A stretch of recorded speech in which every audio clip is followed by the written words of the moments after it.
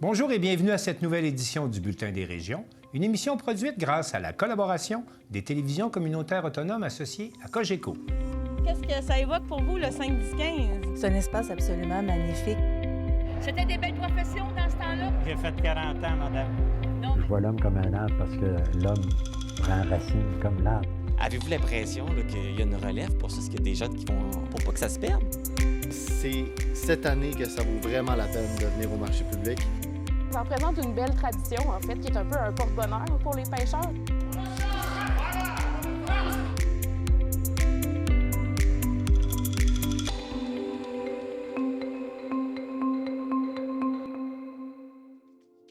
Au sommaire pour vous cette semaine. À l'île du Pas, les inondations du 9 août dernier font craindre le pire pour l'avenir. À Montmagny, visite au Salon de la deuxième jeunesse. À Baie-Saint-Paul, on fête l'équinoxe avec une grande fête interculturelle. À Montjoly, l'école Nord-Joly reçoit la grande récompense du défi Pierre Lavoie. À Saint-Léonard de Portneuf, c'est le Festival du lin.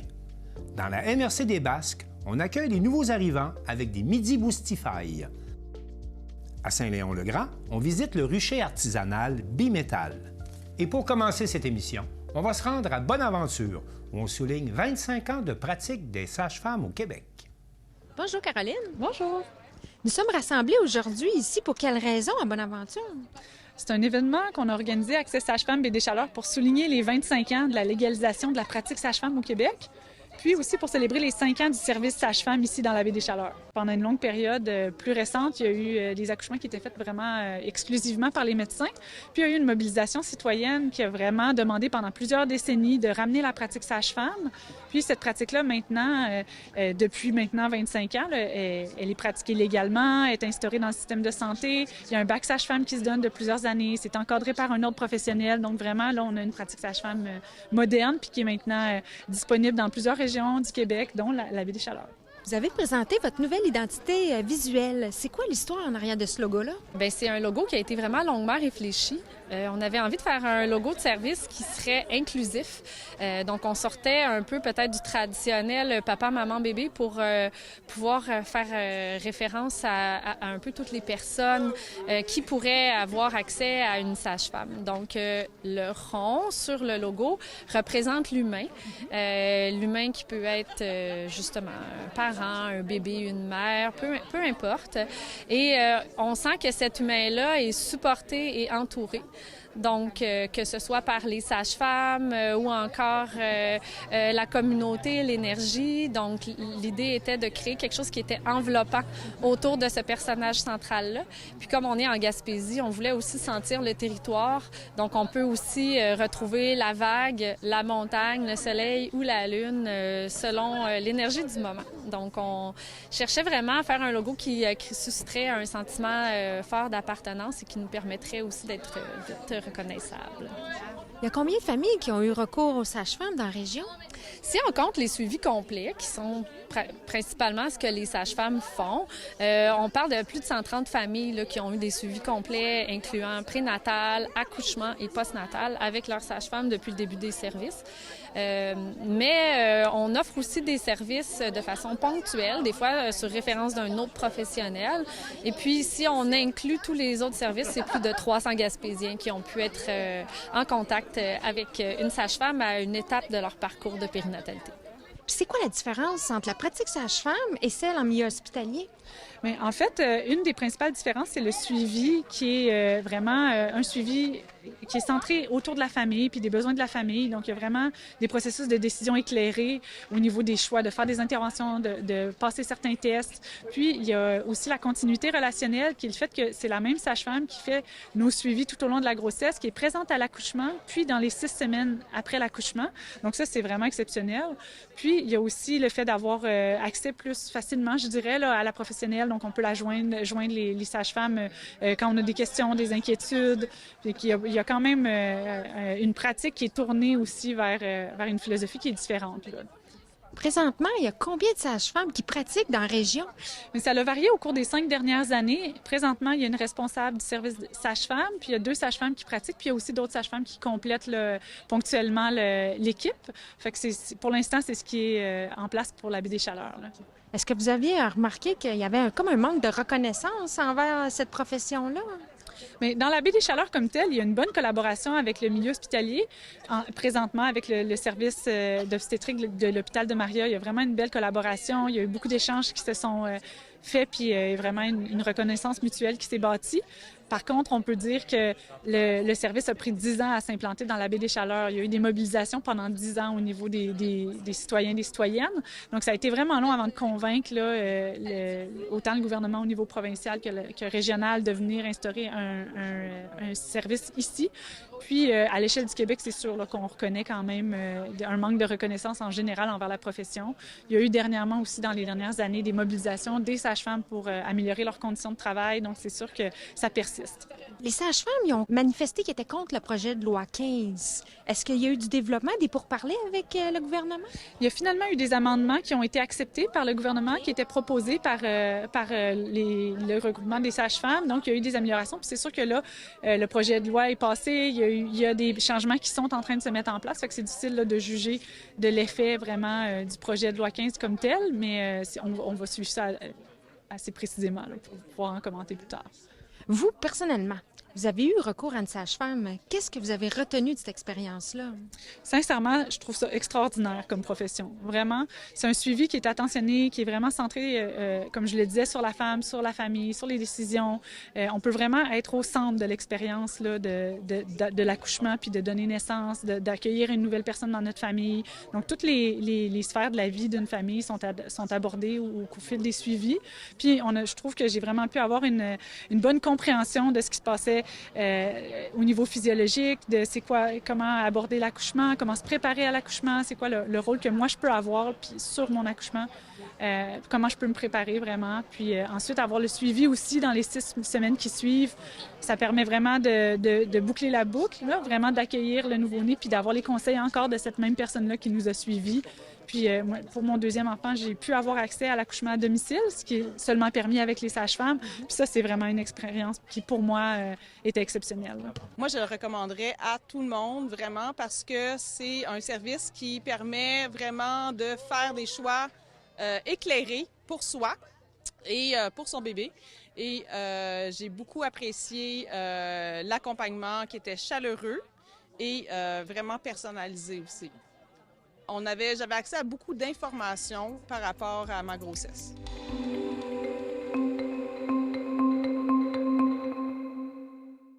Dans la région de Berthierville, le 9 août dernier, les restes de l'ouragan Debby ont déversé pas moins de 221 mm de pluie, causant d'importants dommages, mais surtout posant la question sur tout l'avenir de cette zone qui devient de plus en plus inondable. Alors, je fais le point là-dessus avec Daniel Yvon de CTRB. Daniel, bonjour. Bonjour Martin, comment ça va? Ça va bien, merci, mais on constate que chez vous, lorsqu'il y a vraiment des épisodes de pluie torrentielle, ça devient vraiment des territoires qui sont inondés et inondables. Parlez-moi un peu de la situation de votre région face à ces pluies qui ont déferlé sur vous. On a un écosystème qui est quand même assez particulier parce que on parle de Montréal, des Grands Lacs, si on veut, on pourrait dire à l'ouest, et oui. On s'en va à l'est, on pourrait dire jusqu'au pont de Trois-Rivières.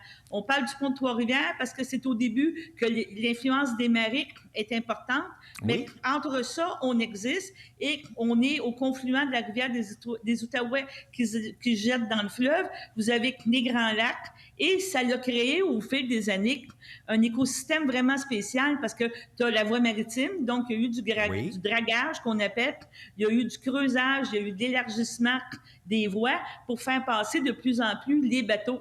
Et il y a aussi des réservoirs, des barrages qui font qu'on contrôle le niveau de l'eau au niveau de notre région. Là. Dans le fond, on le sait qu'au printemps, peut-être ils vont ouvrir les barrages, les eaux vont monter, puis dépendant de la fonte de la neige, ça crée vraiment des situations qui sont en principe contrôlées. Et c'est contrôlé depuis les années 80 qui ont été établies, ces règles-là, pour favoriser la voie navigable du Saint-Laurent. Avec des situations climatiques, puis tout ça, on rajoute une couche par-dessus ça. Là, le gouvernement donne jusqu'au 17 octobre aux municipalités, aux gens de faire des consultations, de déposer des mémoires, justement, pour la détermination des zones inondables. Bon, parlons des zones inondables. Daniel, parlons des zones inondables, justement. On voit bien, là, qu'il y a comme un chapelet d'îles là, dans votre région. Ces on a 100 îles, oui. Alors oui, puis ces îles-là ont été colonisées, donc il y a des gens qui se sont établis, il y a des municipalités qui se sont développées, et tout ça, aujourd'hui, on se retrouve un peu comme dans des zones inondables. Mais dites-moi, qu'est-ce qui est arrivé le 9 août, justement, dans ces zones-là? C'est quoi qui est arrivé? Bien, si on parle de l'événement du 9 août, on a eu en plus 221 mm de pluie qui a tombé. Donc, les bassins versants ont vraiment gonflé. C'était assez catastrophique. On voit justement des images avec des routes barrées qui sont encore aujourd'hui, presque 2 mois après l'événement, fermées, barrées parce qu'ils sont rendus précaires. La conduite en automobile est rendue précaire. On a aussi eu à Saint-Cuthbert un événement qui a fait qu'il y a 9 maisons dans une rue qui est comme dans une vallée, dans un ravin. Les gens ont dû même être évacués par hélicoptère et les gens ne demeurent plus dans ces maisons-là. Ils sont en attente de la sécurité civile parce qu'on sait que est-ce que ça va être déclaré perte totale? Est-ce qu'on les relocalise? Est-ce qu'on met des sous? Est-ce qu'on réautorise les gens à demeurer près de la rivière Chicot? Une rivière qui, normalement, est une petite rivière tranquille. Au printemps, il y a un petit peu de montée des eaux parce qu'il y a les lacs qui se déversent, mais ça n'a jamais eu l'ampleur que ça l'a eu là au mois d'août. Et la question est à savoir, est-ce que ça va continuer? Est-ce que ça va revenir? On parle de changement climatique. On parle d'impact, justement, sur la population. Et quand vous regardez les images, il y en a quelques-unes qui ont été prises lors d'une inondation, mais il y en a d'autres qui existent encore. On est présentement, qu'est-ce que vous voyez? C'est une maison qui est sur la rivière Bayonne, un autre bassin versant, et la maison est condamnée, là. Il n'y a plus rien. La maison est au bord du précipice, puis les gens ne peuvent plus rester dedans, là. Donc, il y a beaucoup de dommages, mais ce qui est particulier également chez vous, c'est qu'on est en train de revoir la carte des zones inondables dans votre région. Et ça, ça crée des situations particulières quand même, là. Il y a des villes au complet qui se retrouvent zones inondables par chez vous. C'est ça. C'est une consultation publique provinciale qui est faite par le gouvernement, mais au niveau ici de la région de Berthierville, il était force de constater que présentement, ça crée beaucoup de questionnements. On parle de la ville de Berthierville qui veut revitaliser son centre-ville. Présentement, le centre-ville, si on se fie aux cartes et au débat qui se passe au niveau provincial, la situation, le centre-ville est en zone inondable. Donc, étant en zone inondable, ça implique que est-ce qu'on investit pour... Oui, je comprends. Est-ce qu'on investit pour aller de l'avant? Ben oui, c'est ça. C'est ça qui est notre problématique. Et c'est pour ça qu'on a eu, je te dirais, un leader dans le cas de M. Alain Goyette, qui est le maire de la visitation d'Île-du-Port, parce que lui, ça l'a fait comme un coup de poing à partir du mois de mars 2022. Si on peut voir justement l'île quand on voit les photos, c'est des pentes très, très douces qui font les berges de cette île-là. Et on se retrouve avec presque 40 % de la population du jour au lendemain qui est en zone inondable. Et là, présentement, tu veux faire des rénovations. Il y a eu un cas, Mme Leblanc, qui a passé dans les journaux nationaux. Elle tente de rénover sa maison pour l'adapter parce qu'elle est handicapée.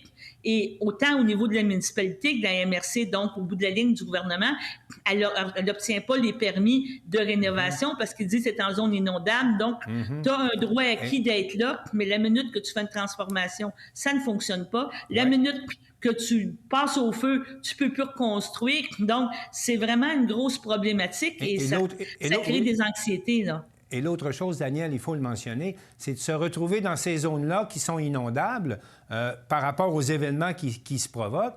Cela fait perdre beaucoup de valeur comme telle aux propriétés. C'est ça la crainte aussi. Parce que nous, on peut le vivre ailleurs en région, là, mais est-ce que c'est comme ça chez vous aussi? Ces maisons-là perdent beaucoup de valeur. Bien, les maisons perdent beaucoup de valeur parce que, dans le fond, la personne qui veut acheter, qui veut vendre, premièrement, et qui veut acheter, bien, elle se retrouve avec une perte de valeur. Elle peut pas jouir vraiment de la pleine valeur de sa maison. Parce que c'est sûr que les gens disent on demeure au bord de l'eau, mais c'est quand même ce risque-là. Et c'est la frilosité, comment on pourrait dire ça, des prêteurs, tu sais, des prêteurs hypothécaires, des prêteurs bancaires, des assurances. Donc, tu perds du jour au lendemain vraiment une jouissance de cette propriété-là, alors que c'est pas nécessairement vrai que ça va être réinondé des événements comme ça. Et l'autre problématique, c'est que tu peux mettre en sécurité ta maison, tu peux immuniser ta maison contre les inondations, tu sais, en montant ton solage un peu. Tu me parlais tantôt des îles, il y a beaucoup de gens qui ont des chalets, mais c'est des chalets sur pilotis, que si tu montes ton pilotis à 15 pieds au lieu de 10 pieds, bien, tu viens de te prévenir des peut-être possiblement autres inondations et c'est encore vivable, là. Mais qu'en pensent les autorités locales? Comment réagissent là, les maires puis les élus dans votre région? Bien, la MRC est beaucoup impliquée dans le processus et dépose des mémoires parce que, justement, elle ne veut pas perdre la vitalité économique de sa place. Mais on pourrait dire comment je pourrais dire ça? On pourrait dire notre maire en chef ou les gens, c'est M. Annick Goyette de la municipalité de la Visitation d'Île-du-Pas qui a pris le dossier en charge parce que justement, il s'est retrouvé avec 40 de sa zone. Oui, c'est le maire qui est le plus touché, là. C'est la municipalité qui a été le plus touchée par les entre autres, il est devenu le leader, c'est ça. Okay. Entre autres, il est devenu le leader de ce dossier-là. À ce sujet, on l'a rencontré, puis il nous parle justement de sa situation que vivent en partie ses citoyens. On écoute l'extrait. Qu'est-ce que tu me disais tantôt? C'est que ça affecte la valeur des propriétés. Tu donnais un exemple, une propriété qui a une offre d'achat, quand ils ont su qu'il était en zone inondable, la valeur a baissé de presque 23 en bas du montant, donc de même de l'hypothèque de la personne. Là, on n'a pas de grandes statistiques, mais contrairement à ce que le gouvernement laisse penser que l'impact sur les valeurs est faible, ce que nous, qu'on a comme cas, c'est un cas où c'est qu'il y a une maison à vendre, une propriété à vendre, avec un offre signé à un certain montant. Je ne veux pas être trop précis dans les chiffres, parce que je ne veux pas qu'on cible la personne avec un montant précis dans les chiffres, conditionnement à ce qu'elle ne soit pas dans les zones inondables. Quand ça a été dans les zones inondables, la transaction, elle a baissé de 23 %. C'est 23 % de moins, mais c'est juste 3,5 % en bas de la valeur foncière. Ça, bon, on peut dire que c'est un gain hypothétique, c'est un gain potentiel. Mais le problème, c'est que ça est devenu en bas de la valeur résiduelle de l'hypothèque. Donc, si la transaction avait lieu au montant de 23 % plus bas, il reste une hypothèque à payer pour les propriétaires. Donc, les propriétaires se ramassent plus de propriété, puis un résiduel d'hypothèque à payer. Bon, c'est ça le malheur. Le malheur, c'est ça. Le malheur, c'est nos aînés aussi, qui veulent vendre leur propriété, puis c'est leur fonds de pension. Là, ils se ramassent avec un fonds de pension dévalué, puis quand tu es retraité, tu n'as pas de moyen de te refaire plus jeune. Tu vas dire, on va travailler un an de plus. Mais quand tu as 80, tu ne retournes pas au marché du travail pour refaire. Les assurances aussi. Les assurances couvrent de moins en moins ces risques-là. Les assurances tendent à vouloir couvrir de moins en moins les risques naturels. Ce que ça amène comme problématique, c'est qu'il y en a moins qui les couvrent, il y en a moins qui vont les couvrir, ça va coûter de plus en plus cher. Daniel Yvon, quelle est la suite maintenant dans ce dossier? Bien, c'est ça. La MRC, les maires demandent aux gens de déposer des mémoires d'ici le 17 octobre au gouvernement pour mettre de la pression. Et on sait très bien que nous autres, c'est un dossier qu'on suit parce qu'à tous les conseils municipaux, tu as la présence de citoyens qui demandent où c'est rendu. Puis ça va être vraiment un sujet très important dans les prochaines semaines, les prochains mois.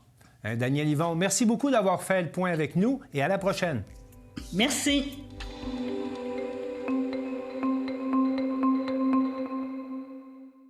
C'est pour permettre aux aînés de bien vieillir et de profiter des nombreux services qui leur sont offerts qu'on a organisé à Montmagny le Salon de la deuxième jeunesse. Un reportage de Mario Lacombe de CEMA TV. Ce mardi se tenait à l'espace citoyen de Montmagny le 9e Salon de la deuxième jeunesse de Montmagny. Sous le thème « Bien vieillir, ça part de soi », cet événement incontournable pour les aînés de la région de Montmagny et de l'Îlet proposait une journée riche en découvertes. L'édition 2024 fut inaugurée par le président d'honneur, le Dr Jean-Pierre Després, directeur scientifique de Vitam, Centre de recherche en santé durable à l'Université Laval. 4 conférences ont été proposées en lien avec le thème de l'édition.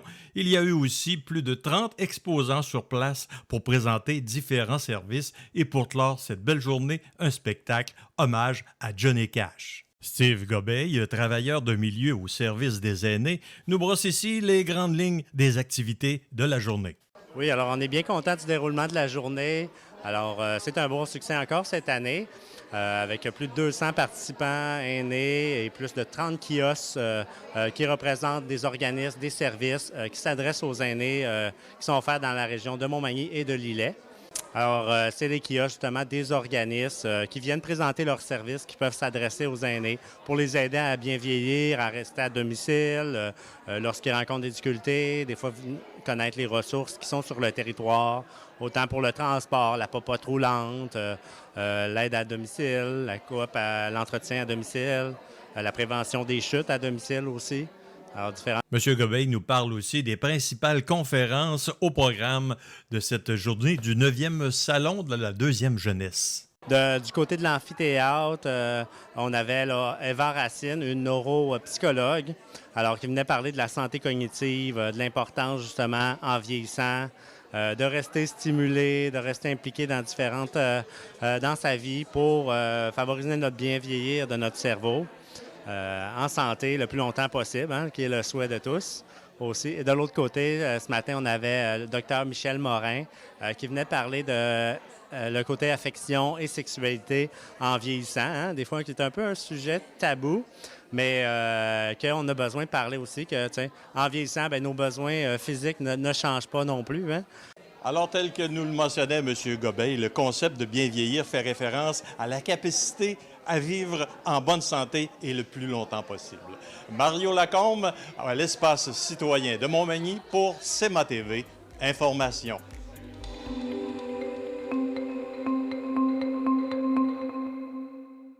L'ouverture à la diversité et la rencontre interculturelle étaient au cœur de la grande fête de l'équinoxe qui a été célébrée à Baie-Saint-Paul. Un reportage de Mathieu Larivière de TVCO. Le service d'accueil des nouveaux arrivants de Charlevoix-Côte-de-Beaupré organisait récemment la toute première édition de la fête de l'équinoxe à Baie-Saint-Paul. C'est une grande fête dans le cadre du programme de la MRC, dans lequel on veut faire une grande fête pour l'accueil des nouveaux arrivants dans Charlevoix.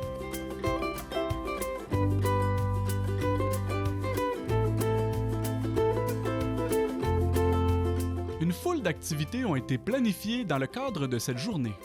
On a déjà, dans le fond, là-bas, on a la fermette, donc qui a été un gros hit chez les enfants, avec les animaux et tout ça. On a le maquillage pour les enfants. On a le festif qui nous a prêté les beaux jeux que vous voyez ici. On a eu un conteur africain qui a eu beaucoup de succès aussi. On a la DJ qui est là, qui a animé la journée beaucoup aujourd'hui. Puis évidemment, tous nos kiosques de nos organismes qui sont venus participer avec nous ici. Puis le monde, les enfants qui courent partout, les piñatas. L'événement a aussi mis à l'honneur les traditions culinaires de diverses régions du monde représentées dans la population charlevoisienne. On avait un volet culinaire, on avait, je crois, en tout une dizaine de chefs professionnels qui sont venus bénévolement nous faire goûter à leurs plats. Je leur ai demandé des plats typiques de leur pays, donc ils sont chacun venus avec leurs plats qui avaient le goût de faire découvrir à la population de Charlevoix. Puis, je le répète, ils ont tous fait ça bénévolement. Toutes les heures de travail que ça a demandé, ils l'ont fait bénévolement pour venir à la rencontre de leur nouvelle place d'accueil. La fête familiale avait pour objectif l'ouverture à la diversité et la rencontre interculturelle dans Charlevoix. Bien, je pense que ça montre déjà, pour les personnes, des nouveaux arrivants, ça montre une ouverture de la population locale à tout ce qu'ils ont. Ils ont peu de chances de se croiser dans la vie de tous les jours. Donc, on voit vraiment un beau mix de population ici. Puis là, on voit qu'il y a de l'ouverture du monde de Charlevoix. Pour le monde de Charlevoix, ça leur permet de rentrer en contact avec ces nouveaux arrivants-là. C'est qui, qu'est-ce qu'ils font, puis leurs plats. Est-ce qu'on a souvent l'occasion de manger comme ça dans Charlevoix? C'est assez rare. Hein? Donc, la cuisine, je pense que ça rassemble tout le monde en partant. Est-ce qu'il y a des liens qui se créent dans les gens qui se rencontrent ici? C'est tout le temps le but. Donc, on aimerait bien que des liens se créent. Donc, le monde, oui, partage. J'en ai vu plusieurs qui s'intégraient dans des groupes déjà de discussion et tout ça. Puis, on vit sur le long terme, évidemment. Donc, à un moment donné, le monde finisse par se côtoyer, finisse par se saluer à l'épicerie. Et à un moment donné, va créer des liens. C'est 100% le but de mon programme sur lequel je travaille. Ma famille, c'est loin de moi, donc c'est pour cela que je me considère tout le monde ici comme ma famille.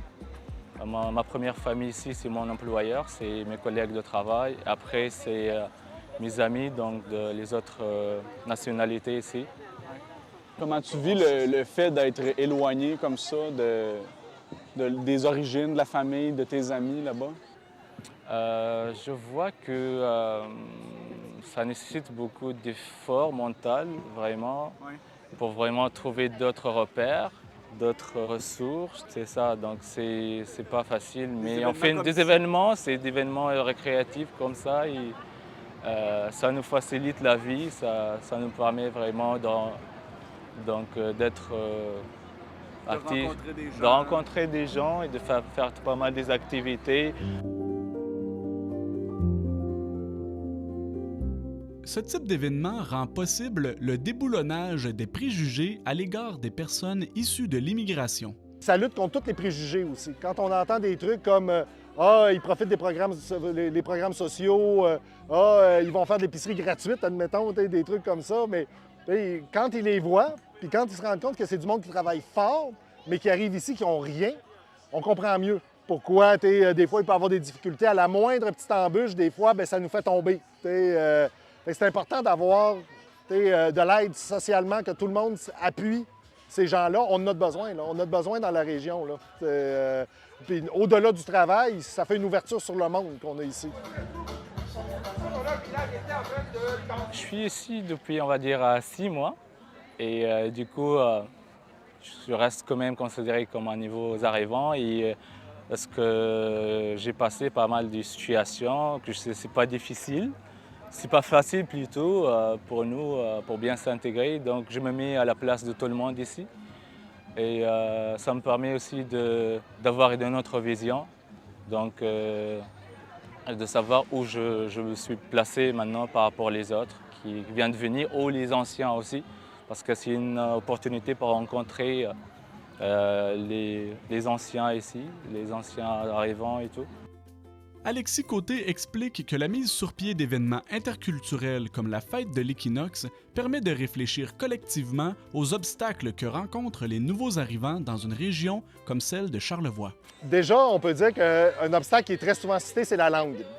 Donc, on a beaucoup d'hispanophones, entre autres, ici. Puis, ils font des efforts surhumains pour apprendre le français, mais c'est très difficile. La prononciation du français, c'est loin de la prononciation espagnole. Alors, des fois, ils arrivent dans les commerces, ils demandent des choses, ils se forcent pour parler en français, puis ça va arriver que des fois, il y a de l'impatience de l'autre côté parce qu'ils ne comprennent pas ce qu'ils disent, ils se font mal répondre parce qu'il y a ça. Donc, on demande au monde, s'il vous plaît, un peu de patience, laissez-les parler. Après ça, Charlevoix, c'est une communauté tissée serrée.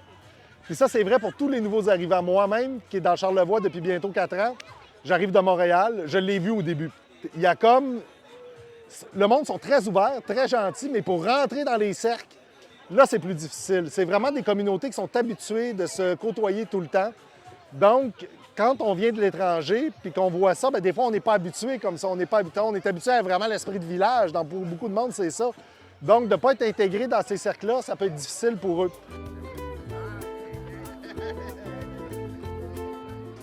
Qu'est-ce que vous diriez aux gens d'ici qui nous écoutent aujourd'hui? Je leur dirais, bien, comme je disais tantôt, soyez patients. Ils essayent fort. Puis je vous dirais, le moindrement que vous faites un pas vers les cultures différentes, vous allez voir à quel point ça ouvre l'esprit, on voit plus loin après ça. On se couche moins niaiseux le soir, automatiquement. Façon de parler québécoise, là. Mais ça va nous ouvrir nos horizons vers d'autres choses. Puis je pense que c'est juste de la richesse que ça apporte tout le temps. D'autres événements interculturels sont à prévoir au service d'accueil des nouveaux arrivants de Charlevoix-Côte-de-Beaupré au cours des prochains mois.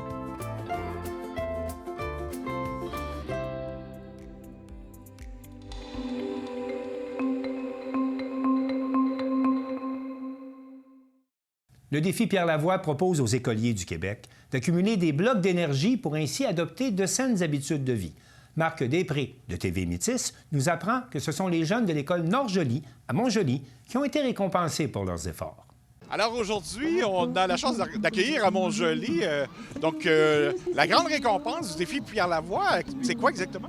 La grande récompense, c'est un événement pour récompenser les élèves qui ont atteint les cubes énergie en mai dernier. Donc le défi des cubes énergie, c'est à travers toute la province. Les élèves, ils doivent ramasser des cubes. Un cube, c'est 15 minutes d'exercice par jour.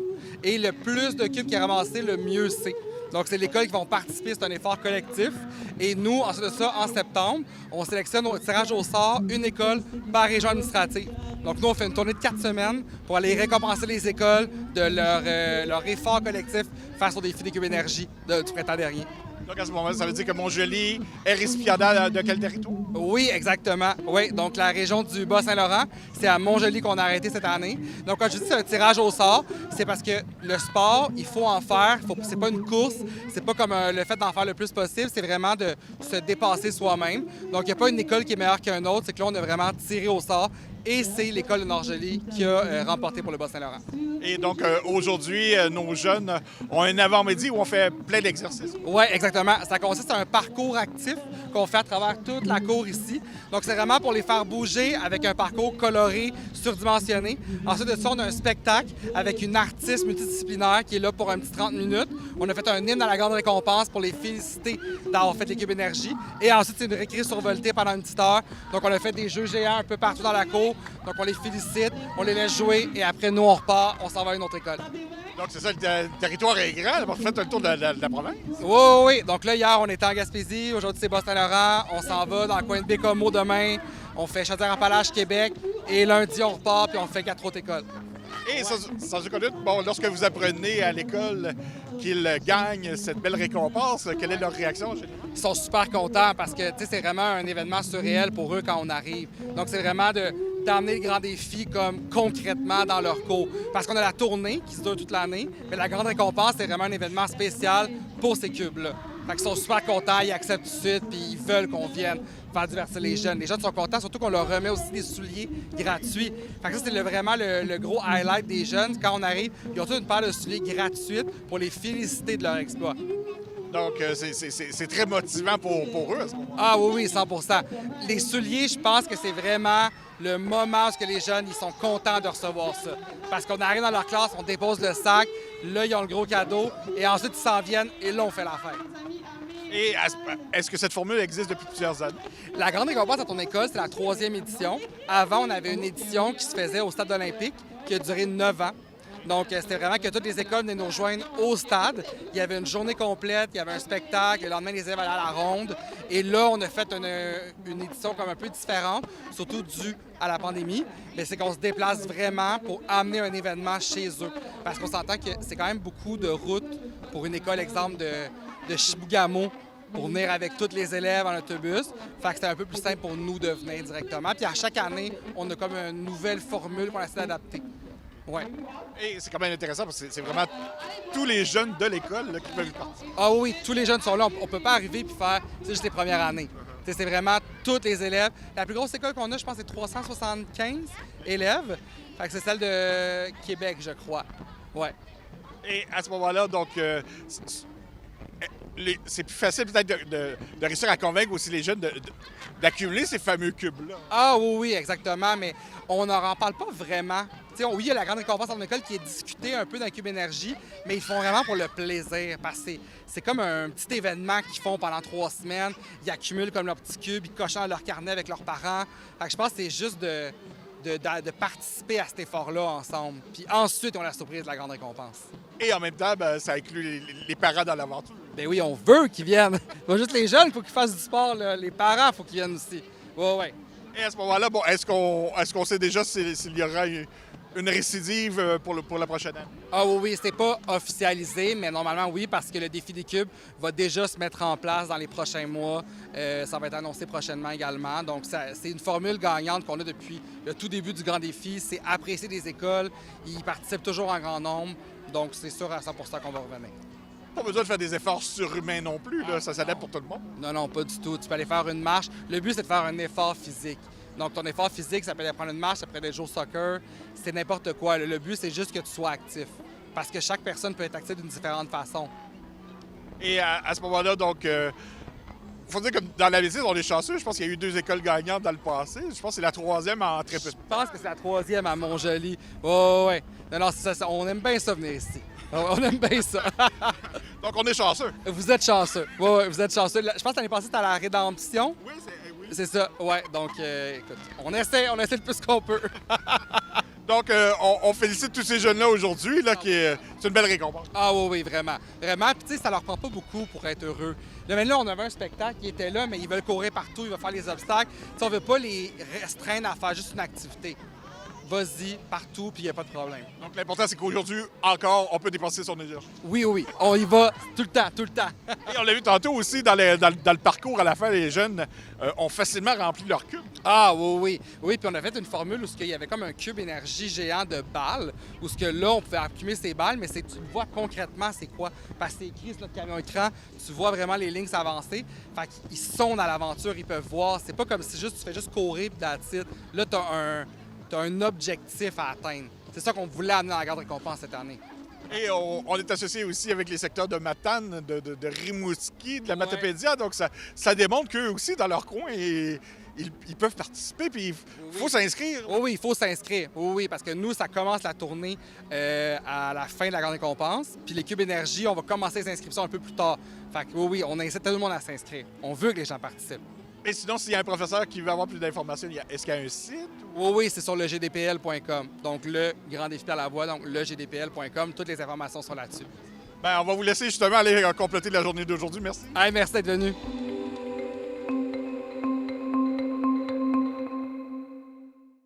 À l'occasion du 125e anniversaire de la ville de Saint-Léonard de Portneuf, l'équipe du Festival du lin a présenté une exposition où on voit les techniques de récolte et de transformation du lin. L'équipe de CJSR y était. Alors aujourd'hui, dans le cadre du retour du Festival du lin pour le 125e anniversaire de la ville, on a remonté vraiment toutes les étapes de transformation du lin à l'ancienne pour montrer vraiment comment ça se faisait à l'époque. Alors c'est un peu comme les gens le faisaient là, il y a 50 ans de ça pour le 75e anniversaire de la ville où ils avaient décidé de le faire. Alors pour transformer le lin, ce qu'on va faire en premier, c'est planter les graines. C'est vraiment la première étape de tout.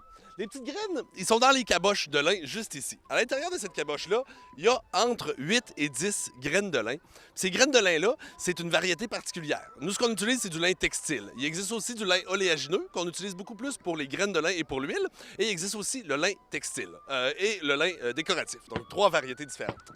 Ces petites graines-là, on va les semer à la levée, puis le lin va prendre 100 jours à pousser. Ensuite de ça, on va l'arracher, on va le mettre au sol pour qu'il devienne brun comme ça. Ça, c'est l'étape du rouissage. Quand il est bien rouillé, à ce moment-là, l'espèce de colle qui retient les fibres ensemble va s'être dissoute et puis la fibre va être facile à extraire pour pouvoir le transformer. Quand on arrive au moment des corvées comme telles, la première étape, c'est de récolter nos graines pour l'année d'après.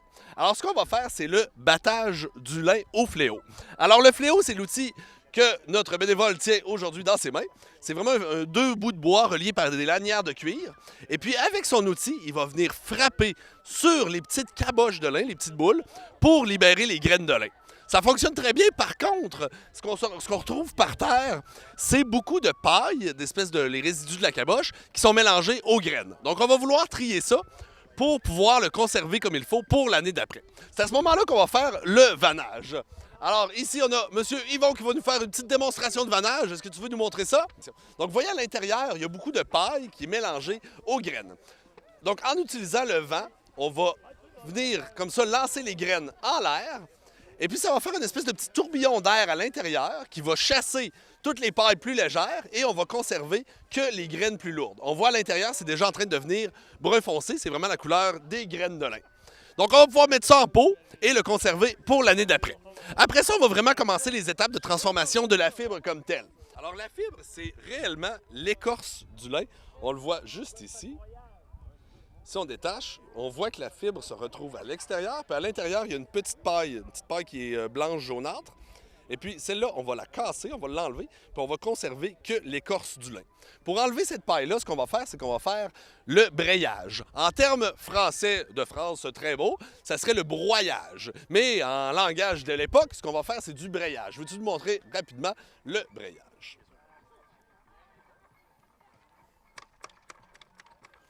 Donc, ce qu'on fait, c'est qu'on vient casser la petite paille qui est à l'intérieur, on la voit qui tombe au sol, puis on conserve que la fibre qui est l'écorce du lin. Donc, vous voyez, ça s'en vient de plus en plus. Par contre, à l'intérieur de tout ça, il y a encore beaucoup de résidus de paille. Ça serait difficile à filer parce qu'il y a encore des impuretés à l'intérieur. Donc, ce qu'on va faire, c'est qu'on va tailler le lin.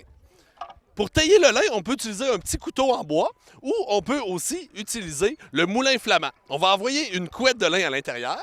La couette de lin va se faire frapper à différentes reprises. Ça va faire tomber les petites pailles. Puis on va conserver seulement qu'une belle couette de lin comme ça. Je pensais que c'était un ventilateur, non? Oh non, c'est beaucoup mieux qu'un ventilateur. C'est un moulin flamand. Après ça, on va pouvoir peigner nos fibres. Donc, on va peigner les fibres avec un peigne qui est comme ça ici.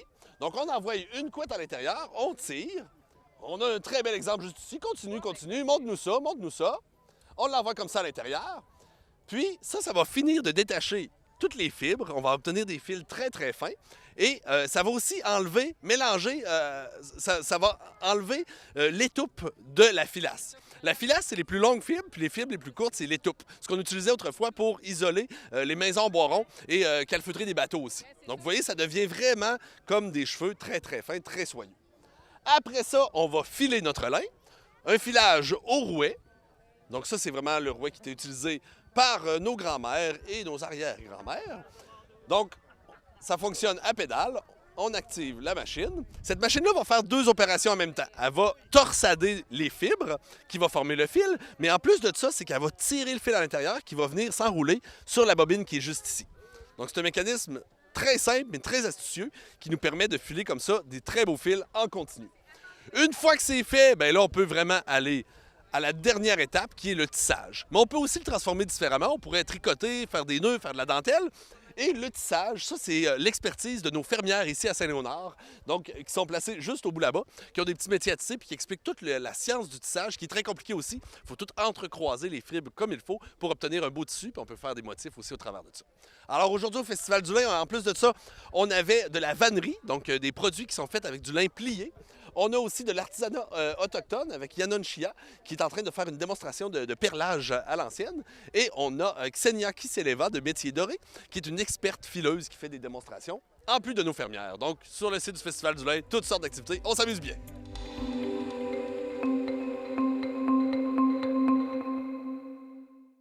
La télévision communautaire des Basques et du Haut-Pays était au premier midi Boostify, organisé par le collectif d'accueil des nouveaux arrivants. C'est notre première édition du Vendredi Boostify qui se veut un dîner, dans le fond, d'accueil des nouveaux arrivants pour faciliter leur inclusion dans la communauté ici. Donc, on veut vraiment réaliser un dîner Boostify par mois, donc toujours le dernier vendredi du mois. Puis c'est un dîner, dans le fond, qui se veut gratuit, qui se veut vraiment ouvert, sans inscription, sans flafla. C'est un repas très convivial. Puis dans le fond, ce qu'on veut, c'est aussi offrir l'opportunité des organismes du territoire d'être présents pour parler de leurs services. Donc, à chaque repas, il va y avoir un organisme invité qui va être ici pour présenter ses services, donc peut-être aller chercher une nouvelle clientèle, mais aussi pour nos nouveaux arrivants, dans le fond, qui connaissent un peu mieux les services qui seraient présentés directement par des membres des organismes.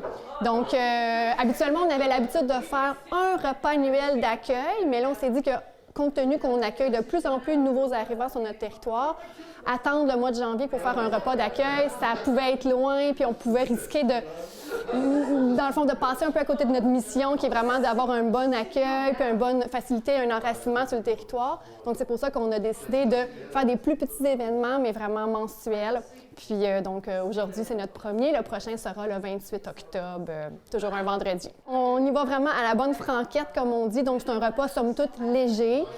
Comme c'est notre première édition, on est allé avec un repas d'automne, donc une soupe, du fromage de la fromagerie, du pain, des desserts. Puis, comme on vise aussi à souligner les anniversaires des personnes qui sont arrivées dernièrement. Ça, c'est aussi un des objectifs de notre activité, souligner les différents anniversaires de chaque mois. Là, dans le fond, on a une plus longue période parce qu'on veut couvrir septembre et octobre, donc ceux qui vont être à venir. On a préparé des petits desserts là, qu'on va remettre aux célébrés, aux fêtés. Donc, voilà un petit dessert de circonstance. On avait notre programmation automnale qui était sortie à la fin de l'été. Donc, le dîner Boostify, c'était notre grande nouveauté. Puis demain, dans le fond, il y a 24 chanceux qui vont prendre part à une visite guidée sur l'île aux Basques, une visite gratuite, dans le fond, qui était offerte non seulement aux nouveaux arrivants, mais à la population locale aussi. Puis ça s'inscrivait dans le cadre du festival plein air de l'URLS, dans le fond, qui avait lieu tout le mois de septembre. Donc, on s'est inscrit dans cette grande programmation-là. Donc, c'est 24 personnes demain qui vont avoir une visite, qu'on va partir avec le Léon Provencher, visiter l'île aux Basques. Puis, samedi prochain, le 28, non, c'est pas vrai, le 5, pardon, dans le fond, on organise un transport gratuit vers l'activité, la fête des couleurs, qui est organisée par le Parc du Mont-Saint-Mathieu, donc dans la municipalité de Saint-Mathieu-de-Riou. Donc, on le sait que des fois, l'enjeu du transport, ça peut limiter certaines personnes à prendre part des activités qui sont un petit peu à l'extérieur de Trois-Pistoles. Donc, pour contrer ça, on organise un transport en autobus pour permettre aux gens de s'y rendre. Un petit peu plus tard, on a aussi une partie de kinball à l'école secondaire, donc une activité sportive. Le kinball, ça n'existe pas dans les Basques actuellement. Il n'y a pas cette activité-là comme activité offerte à la population. Donc, on s'est dit, on le sait qu'il y a certaines personnes qui ont de l'intérêt pour ça. On va organiser une partie, puis qui sait, peut-être que ça va devenir une activité récurrente par la suite. Page Facebook, c'est vraiment notre meilleur canal de communication, donc on vous invite à aller l'aimer pour voir tout ce qui se déploie. On lance toujours notre programmation en grande pompe lors du moment de sa sortie, mais sinon, après ça, il y a des événements qui sont partagés pour chacun des activités qu'on offre. Donc, c'est assez clair pour chaque personne de voir tout ce qui se passe. Puis, on invite vraiment la population en général à prendre part à nos activités. Elles sont généralement gratuites, sinon à très, très faible coût. Souvent, l'inscription est demandée, par contre, donc ça, c'est à ne pas négliger. En fait, le CANAB, c'est tout simplement le collectif d'accueil des nouveaux arrivants des Basques. Donc, avec ça, merci Ghislain, merci beaucoup Anouk. C'est un regroupement. On est quelques organismes qui travaillons à mettre ça en place pour toutes nos personnes qui sont arrivées récemment ou autres qui veulent partager ensemble. C'est de créer un petit moment, en fait, qui rapproche la communauté, des gens qui intègrent le milieu là, ou qui l'ont intégré depuis un petit bout de temps, mais qui veulent faire du réseautage, des choses comme ça. Donc, c'est vraiment... on ne peut pas nécessairement juste nous autres, c'est vraiment le CANAB, là, principalement. C'est une équipe de travail qui organise ces activités-là. Le CANAB, en fait, c'est un regroupement des différents partenaires dans le milieu qui travaillent à l'attractivité et à la rétention des gens qui arrivent sur le territoire. Donc, tous ces trois organismes-là, notamment la MRC, le CLD, nous autres, etc. Donc, on intervient et on a différents créneaux d'intervention, nous autres, différents programmes, qui font en sorte qu'on attire des gens sur le territoire et qu'on travaille à les retenir. Donc, c'est cette équipe-là, en fait, qui travaille à mettre ça en place, cette belle activité-là, pour réunir les gens. Normalement, il y a un organisme invité, effectivement, qui vient présenter un sujet donné, mais l'initiative va rester toujours de l'équipe du CANAB, là, qui invite des partenaires selon les besoins qui sont identifiés des différents clients là, qui peuvent se pointer ici. C'est un plaisir, merci beaucoup.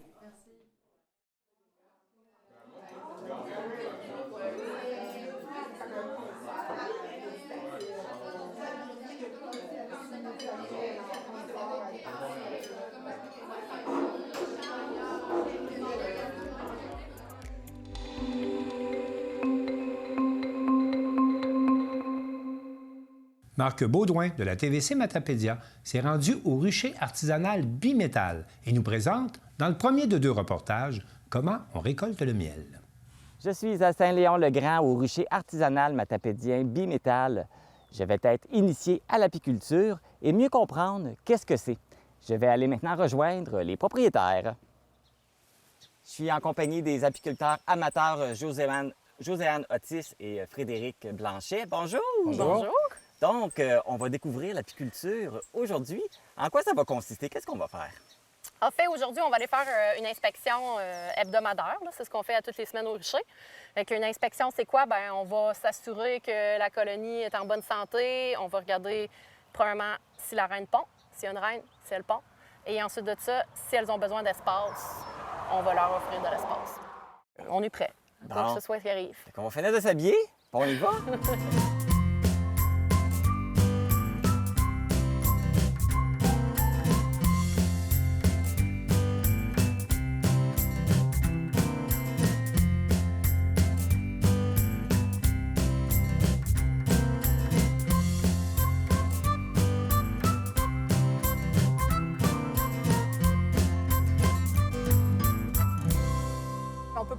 plein de ruches en même temps. OK, fait que ça se peut. OK. Ah non, parce qu'ils vont aller piller. Il y piller. a du chicane de voisinage, il y en a même chez les abeilles. Oui. Il ne faut pas... c'est vraiment, on y va de façon une séquentielle. Quand on est deux, on va offrir 2 ruches. Fait que normalement, la hausse à couvert, c'est la dernière... pas la hausse à couvert, mais la hausse à miel, c'est la dernière chose qu'on va inspecter. Fait qu'on va la mettre de côté. OK. On fait vraiment notre couvert On finit avec premier, ça. puis on finit avec ça. OK. Puis juste au poids, Frédéric, il va savoir si on commence à remplir Là, ils ont ou pas. commencé. Je te dirais, tu vas pouvoir la peser après, là, Marc. Là. Je vais te la mettre dans une position où tu pourrais la prendre. Fait que là, présentement, on est presque vide. Là. Mais ça, c'est une jeune colonie due à la fusion. Là. OK. Donc, on va voir l'autre, peut-être qu'elle va être plus prometteuse puis qu'on va pouvoir rajouter une boîte. Mais celle-là, pour l'instant, je ne rajouterai pas de boîte. OK. Je suis capable? Oui, tu lèves ça. Voilà. C'est pas tu trop la cotes pesant. pas après toi. C'est Non. parfait comme ça. Attention, on détourne. Comme ça? Ouais.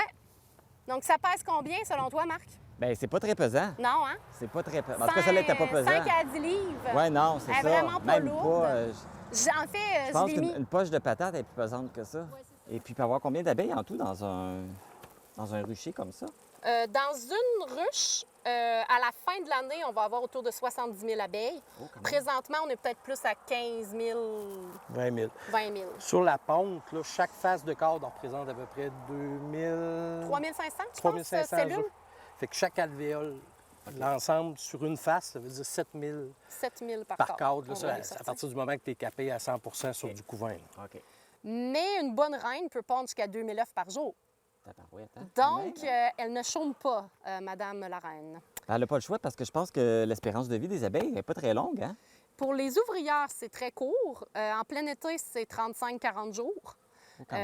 Oui, c'est une job quand même assez... En fait, c'est le vol, c'est la pollinisation qui est très dure pour elles, très risquée aussi. C'est ça qui les épuise? Oui, OK. parce que les abeilles qui passent l'hiver dans la ruche peuvent vivre jusqu'à 6 mois parce qu'elles ne vont pas aller voler. Elles vont garder la ruche au chaud, mais elles n'ont pas le vol. OK. Mais la reine, elle peut vivre jusqu'à 3 ans. Parce que là, les abeilles que vous avez là, c'est celles qui ont passé l'hiver? Ils ont passé l'hiver? Non, sont toutes mortes, celles qui ont passé l'hiver. Ouais, OK. C'est-à-dire que rendu à ce temps-ci de l'année, les reines ont recommencé à pondre en avril-mai. OK. Donc, toutes les vieilles abeilles qui avaient passé l'hiver ont été remplacées. C'est toutes des jeunes. OK. Puis on pourrait le voir, là j'ai mon ombre, là, mais sont belles, sont poilues, sont orangées, tandis qu'une vieille abeille va avoir moins de poils puis va vraiment être noire. OK. Elle n'aura comme plus de rayures puis de couleurs, là, vraiment. Elle va être moins, OK. Ouais, elle va être moins Puis poilue. les jeunes sont grises, presque blanches. OK. Ouais. Les abeilles collent toutes les structures entre elles, là, entre deux inspections. Ils mettent de la cire et de la propolis. Fait que là, il faut que j'aille décoller les structures pour qu'on puisse enlever les étages. OK. Plus on attend les inspections, plus c'est collé. Là, tu serais bon, je pense. Fait que tu vois, celle-là est quand même assez pleine. Là. Autant en termes de ressources, là, parce qu'elle pesait facilement 70 livres. OK. Plus lourde que le premier étage qu'on a enlevé tantôt. Exactement. OK. Puis, vous voyez qu'est-ce qui tenait, là? Il y a de la structure de cire à l'intérieur qui était collée. Puis, si vous regardez ici, il y a des larves. Ce ne sont pas des parasites, ce sont de jeunes abeilles. Et au fond, il avait construit des cellules entre les deux boîtes. Il avait mis des petits dedans, qui sont généralement des faux bourdons, des mâles. Et là, on les a brisés. C'est pas la fin du monde. Elles, ce qu'elles vont faire, elles vont pas les déménager. En fait, elles vont les manger. Parce qu'elles ne déménagent pas les bébés abeilles. Elles vont déménager le miel, mais pas les jeunes. Donc, au lieu de les laisser, c'est quand même des protéines. Donc, elles vont les manger, puis elles vont en refaire à un autre endroit. Ah, OK. La reine, on le reconnaît comment? Il y a sûrement un signe. Physiquement, elle est quand même très différente. Elle a un plus gros abdomen. Là, parce que dans le fond, une reine abeille va se faire féconder dans un vol nuptial. Puis, dans le fond, les faux bourdons, c'est eux qui vont la féconder. Puis, elle va emmagasiner la semence dans ce qu'on appelle une spermothèque. OK. Puis, c'est ce qui fait développer l'abdomen vraiment. Là. Fait que ce qui fait aussi qu'elle ne passe pas dans les interstices d'une grille à reine. OK. Elle est... Non, elle est ici. Ah, oh, mais oui, c'est vrai qu'elle Regardez avec son abdomen. Oui. Elle a un petit point vert, donc ça nous aide. Mais elle a un gros abdomen sans rayures. Elle est plus longue aussi. Hein? Vraiment plus long. On la voit. Le thorax, il est sans poils. Là. Il y a un petit point vert encore du marque que j'ai laissé. Et regardez dans le fond des alvéoles. Je ne sais pas avec la caméra si on va être capable de le voir, mais il y a un œuf dans chaque alvéole. Donc, elle pond très bien, un œuf centré. Okay. Et presque toutes les alvéoles ont un œuf. Donc, ça, c'est signe qu'on a une bonne reine. Elle remplit ses alvéoles. Oui, donc une reine qui ferait une ponte en mosaïque qu'on appelle, là, donc une section pondue, une section non pondue. C'est pas bon. Mais elle, là, moi, je regarde, ce que je vois, c'est qu'il y a un œuf à peu près dans chaque cellule. Fait que c'est une bonne reine. C'est une bonne reine. Fait que cette ruche-là, ils n'ont pas raison d'en trouver un autre puis se débarrasser de celle-là. Puis là, elle doit être passée l'autre bord. Pas encore. le point, c'est que si c'est une très bonne reine qui pompe beaucoup, nous, il va falloir s'assurer que parce que c'est sur un cycle de 20 jours environ, il va falloir s'assurer qu'au moment où est-ce que, mettons, toutes nos cadres capées éclorent en même temps, bien, on a assez d'espace pour assumer, parce que sinon, ils vont se virer de bord, ils vont faire une cellule royale, puis ils vont partir avec la reine. Puis... Là, même si vous avez trouvé la reine, vous inspectez toutes les choses quand même? Oui.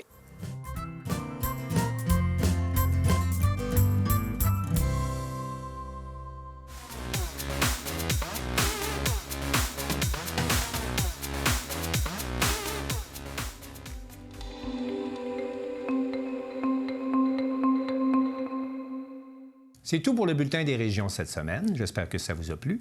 Je remercie toutes les stations de télévision participantes et je vous dis à bientôt.